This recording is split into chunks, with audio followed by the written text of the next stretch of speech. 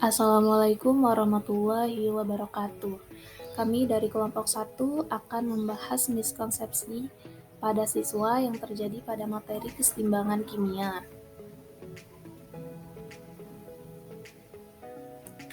Jurnal yang kami analisis yaitu berjudul Penerapan Strategi Konflik Kognitif untuk Pembelajaran Remediasi Miskonsepsi Siswa pada Materi Pokok Kesetimbangan Kimia kelas 12 Kimia SMA Negeri 1 Sukoharjo.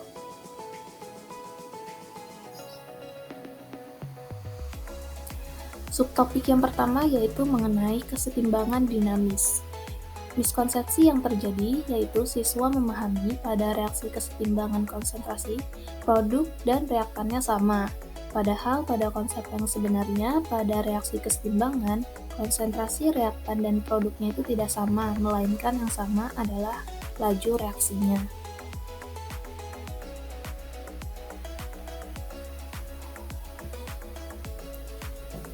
Subtopik selanjutnya yaitu tetapan kesetimbangan. Miskonsepsi yang terjadi yaitu siswa menganggap bahwa ketetapan kesetimbangan adalah besaran yang menyatakan perbandingan produk dibagi reaktan tanpa memperhatikan fasenya. Sedangkan pada konsep yang sebenarnya, harga tetapan kesetimbangan atau KC menyatakan perbandingan konsentrasi antara produk dibagi reaktan.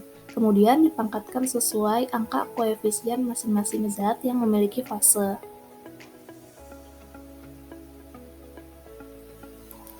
Selanjutnya pada subtopik kesetimbangan homogen dan heterogen. Di sini siswa menganggap bahwa kesetimbangan heterogen adalah reaksi kesetimbangan yang melibatkan zat yang berbeda.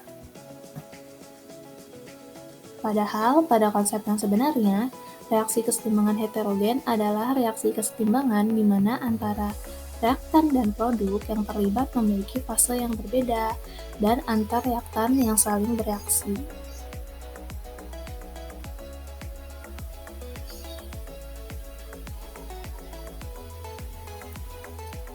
Selanjutnya, kami juga menganalisis jurnal yang berjudul Analisis Miskonsepsi Siswa pada Materi Kesetimbangan Kimia menggunakan tes diagnostis two-tier multiple choice.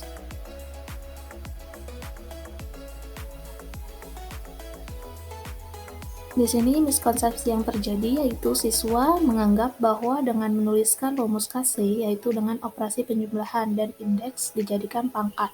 Padahal pada konsep yang benar adalah perbandingan hasil kali konsentrasi setimbang zat di ruas kanan dengan hasil kali konsentrasi setimbang zat di ruas kiri, kemudian dipangkatkan dengan koefisien reaksinya masing-masing.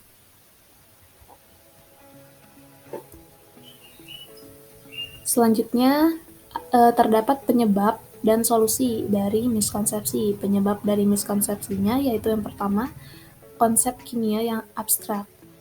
Jadi siswa jika tidak paham satu konsep kimia saja, maka akan berpengaruh pada konsep materi yang lain. Yang kedua yaitu metode pengajaran yang digunakan guru cenderung pada satu segi saja, misalnya berpatokan hanya pada metode ceramah saja.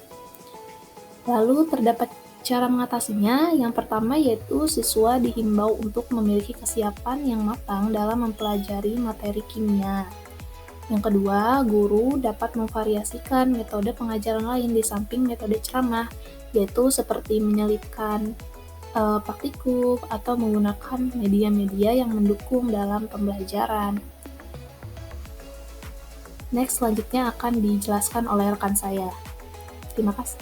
Langsung saja, di sini saya menganalisis dari artikel Analisis Miskonsepsi Mahasiswa pada 4 konsep esensial kesetimbangan kimia. Dengan konsepnya yaitu tentang kesetimbangan kimia, di mana dari hasil analisis miskonsepsi yang terjadi yaitu yang pertama, 30,10% mahasiswa yang mengalami miskonsepsi pada konsep mol dan stoikiometri, 22,85% pada konsep tetapan kesetimbangan, 78,55% pada konsep kesetimbangan yang melibatkan gas ideal, dan 70,78% pada konsep pergeseran kesetimbangan atau prinsip Le Chateliers pada reaksi heterogen. Yang kedua yaitu ada 14,3% miskonsepsi pada aspek stoikiometri, terutama adalah kegagalan dalam mengkonversi hubungan gram, mol, dan liter. 28,6% perhitungan zat-zat yang terlibat dalam reaksi dan 71,4% mengidentifikasi reaksi berlebih. Yang ketiga ada 17,1% miskonsepsi pada aspek tetapan kesetimbangan, yaitu pernyataan persamaan KC, dan 28,6% penggunaan satuan mol dalam menghitung nilai KC. Yang keempat ada 82,9% miskonsepsi pada aspek kesetimbangan yang melibatkan gas ideal, yaitu kegagalan dalam menghitung jumlah mol berdasarkan persamaan gas menghitung ideal, dan 74,2% mengartikan hukum tersebut.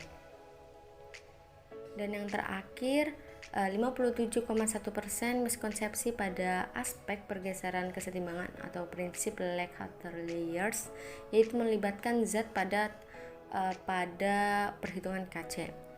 82,8% pengaruh zat pada kesetimbangan, dan 68,6% pengaruh gas NH3.